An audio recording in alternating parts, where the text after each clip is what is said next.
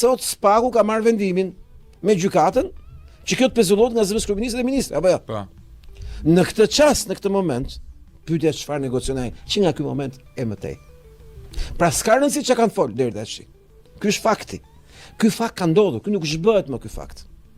Kundër veprimit ndaj këtij fakti, në raport me grushtin e shtetit që pretendon Ylli Manjani, ka i problem. Nuk është që nga deputetët, apo kam gabim? Po. Nuk quhesh zëvendësi kryeministri dhe ministre i zgjedhur, quhet i emëruar. Më kupton logjik. Përveç se votohet në parlament, të zgjedhurit janë pushteti lokal, pushteti qendror, deputet, president, kryeministër, si quhet, kryetar bashkie e kështu me radhë. A është ministri dhe kryeministri i zgjedhur? Kjo është pyetja juridike. Në këndvështrimin tim nuk është i zgjedhur.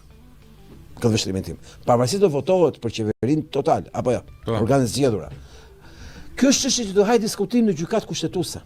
Dhe mbas ajo negocion pikërisht a quhet e zgjedhur apo jo. Po.